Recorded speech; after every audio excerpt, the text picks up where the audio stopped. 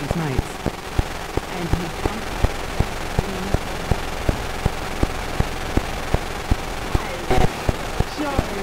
So the situation, you organised to go away on a nice holiday with your boyfriend. Two of his mates were going along. Where were you going?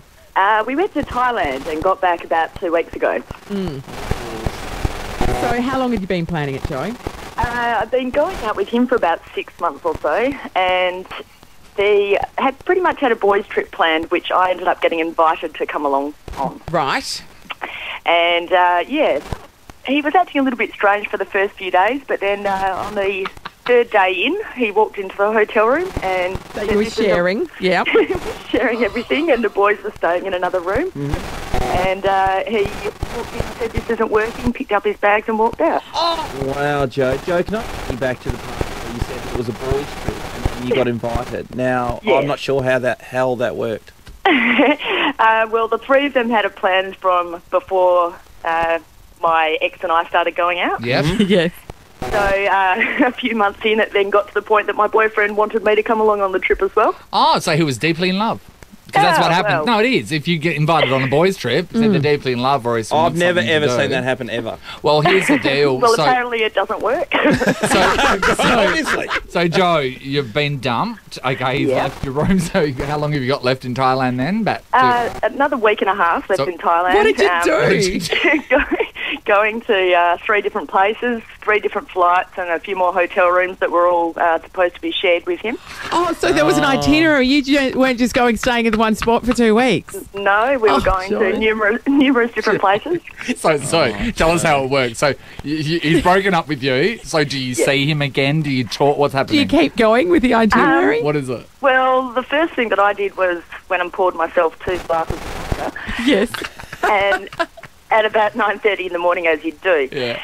And then wandered down to reception and had a bit of a panic attack. So had to try and find someone that spoke English in the reception, and ended up fainting on the floor in the reception. Joe. And woke up to have about 15 little Thai people running around me, not really knowing what to do. And then a doctor came out and put an injection in my arm.